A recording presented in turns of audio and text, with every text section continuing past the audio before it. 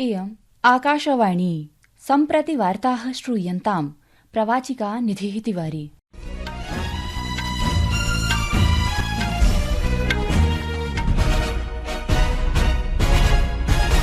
आदौ मुख्यवार्ताः। प्रधानमन्त्री नरेन्द्र मोदी अद्य जूनागढे राष्ट्रिय वन्यजीव मण्डलस्य सप्तमोपवेशनस्य अध्यक्षतां कृतवान्। एशियाई सिंहानां च संरक्षणे आदिवासी समुदायानां महिलानां च भूमिकां प्रशंसितवान्।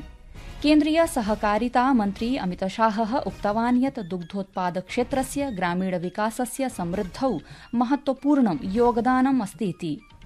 महिलासु वित्तीय जागरूकता विगतवर्षापेक्षया 42% यावत् संवर्धिता इति सूचितं नीत्यायोगस्य प्रकाशित प्रतिवेदनेन।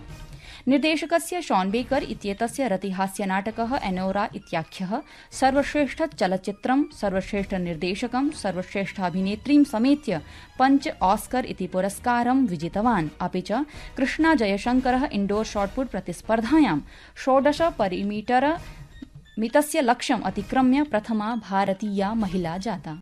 अथ वार्ताः विस्तरेण। प्रधानमन्त्री नरेन्द्र मोदी अद्य विश्व वन्यजीव संरक्षण दिवसावसरे जूनागढ जनपदस्य सासनगिर क्षेत्रे राष्ट्रिय वन्यजीव मण्डलस्य सप्तमोपवेशनस्य अध्यक्षतां कृतवान्। उपवेशने एतस्मिन् पर्यावरणमन्त्री भूपेन्द्र यादवः, विभिन्न राज्यानां सदस्याः तथा च एतस्मिन् क्षेत्रे कार्यरतानां सर्वकारीयेतर संघटनानां प्रतिनिधयः, विविध राज्यानां सचिवाः सहभागं कृतवन्तः।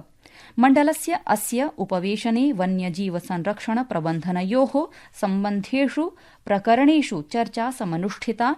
ध्यातव्यमस्ति यत् मण्डलमिदं वन्यजीवानां वनानां च संरक्षणं विकासं च वर्धयितुं कार्यं सम्पादयति तथा च अस्य अध्यक्षः प्रधानमन्त्री वर्तते। एकस्मिन् सामाजिक सन्देशपटले प्रधानमन्त्री प्रोक्तवान् यत् गिर क्षेत्रस्य अरण्येषु कृतप्रयासैः एशियाई सिंहानां संख्यायां निरन्तरं वृद्धिः समंकिता। अपि च एतेषाम् एशियाई सिंहानां संरक्षणे आदिवासी समुदायानां महिलानां च भूमिकां प्रशंसितवान्। उपवेशनादौ प्रधानमन्त्री श्रीमोदी वन्यजीव प्रबन्धनस्य समर्थनाय पारम्परिक ज्ञानस्य AI इत्येतस्य च अधिकाधिकोपयोगाय आह्वानं कृतवान्। असौ बिज़ाक्-एन् इत्यनेन भारतीय वन सर्वेक्षणेन च सहयोगं कृत्वा वनस्य अग्नये वन्यजीव संघर्ष प्रवर्धनाय च कृत्रिम बुद्धिमत्ता भूस्थानिक मानचित्रणयोः उपयोगाय बलं प्रदत्तवान्। अत्रावधौ प्रधानमन्त्री देशे कृतस्य प्रथमस्य नदी डॉल्फिन इत्येतस्य मूल्यांकनस्य प्रतिवेदनं प्रख्यापितवान्, यस्मिन् प्रतिवेदने आहत्य 27,300,600 डॉल्फिन इति मत्स्याः सन्ति इति अनुमानितम्। केन्द्रीय सहकारिता मन्त्री अमितशाहः उक्तवान् यत् दुग्धोत्पादक्षेत्रं न केवलं देशस्य विकासे योगदानं ददाति, अपितु ग्रामीणविकासस्य लघुकृषकाणां च समृद्धौ अपि महत्वपूर्णं योगदानं ददाति। नवदिल्ल्यां दुग्धोत्पादनक्षेत्रे सुस्थिरता सम्भाव्यक्षेत्रयोः कार्यशालायाः उद्घाटनं कुर्वन् श्रीशाहः कथितवान् यत् दुग्धोत्पादक्षेत्रं देशस्य पोषणस्यापि परिपालनं करोतीति। ग्रामीण विकास और भूमिहीन किसान और छोटे किसानों को समृद्ध बनाने में भी इसकी बहुत बड़ा योगदान है। एक और तो ये हमारे देश के पोषण की भी चिंता करता है, देश को दुनिया में 1 नंबर का दूध उत्पादक भी बनाने में, गौरव दिलाने में इसका योगदान है। और कृषि के अलावे इतर इनकम जो किसान के लिए बहुत जरूरी है, इसके लिए डेयरी सेक्टर बहुत महत्वपूर्ण है। सहकारिता मन्त्रिणा अत्रावधौ प्रतिपादितं यत् श्वेतक्रान्ति द्वितीय इत्येतस्मै दुग्धोत्पादक्षेत्रे सुस्थिरता महत्वपूर्णा वर्तते। श्रीशाहेन देशस्य 80% जनपदेषु दुग्धोत्पाद संघस्य निर्माणाय बलम् अपि प्रदत्तम्। सहकार से शक्ति, सहकार से सहयोग और सहकार से समृद्धि, ये तीनों सूत्रों को हम चरितार्थ करने के लिए काफी कुछ आगे बढ़ चुके हैं। और आप सभी जानते हैं सहकारिता का उद्देश्य प्रॉफिट तो है ही, परंतु इसके साथ पीपल फर्स्ट का भी हमारा उद्देश्य है। कार्यशालायाम् एतस्यां पर्यावरणेन सह आर्थिकविकासं सुनिश्चेतुं दुग्धोत्पादनक्षेत्रं संवर्धनोद्देशेन च सहकारितामन्त्रालयस्य पशुपालन दुग्धोत्पाद मत्स्यपालन मन्त्रालयस्य च नीतिषु उपक्रमेषु च ध्यानं प्रदास्यते। अस्मिन्नवसरे केन्द्रीय मत्स्यपालन पशुपालन दुग्धोत्पाद मन्त्री श्री राजीव रंजन सिंहः उक्तवान् यत् विगत 10 वर्षेषु देशे दुग्धोत्पादने 63% वृद्धिः समंकिता। कार्यशालावधौ नैकेषु राज्येषु जैविकेन्धन संयन्त्रस्य स्थापनाय अपि सहमतिपत्राणि हस्ताक्षरितानि। प्रियाः श्रोतारः, संस्कृतवार्तायाः संस्करणमिदम् इदानीम् आकाशवाणीतः प्रसार्यते। सममेव अयं कार्यक्रमः आकाशवाण्याः अन्तर्जालपटले www.newsonair.gov.in इत्यत्र अथ च न्यूज़ ऑन एआईआर इति चलदूरभाषीय तन्त्रांशे अपि समुपलब्धो भविष्यति। रक्षामन्त्री राजनाथ सिंहः पुनरावर्तितवान् यत् भारतम् आगामिनोः 2 वर्षयोः विश्वस्य 3या बृहत्तमार्थव्यवस्था भवेदिति। असौ कथितवान् यत् साम्प्रतं भारतं विश्वस्य 5मी बृहत्तमार्थव्यवस्था जाता। असौ अद्य नवदिल्ल्यां सशस्त्र सैन्यध्वज दिवसम् आलक्ष्य सम्बोधितवान् यत् देशस्य आर्थिक विकासे सार्वजनिकेतर क्षेत्रयोः महत्वपूर्ण भूमिका दृश्यते।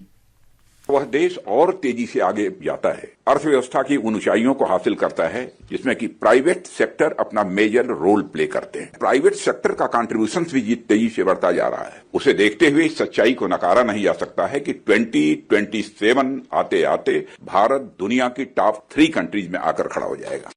रक्षामन्त्रिणा प्रोदीरितं यत् भारतस्य प्रतिजनम् आयः नैरन्तर्येण वर्धमानो भवति इति, यो हि देशस्य समग्रार्थिक वृद्धिं प्रदर्शयति।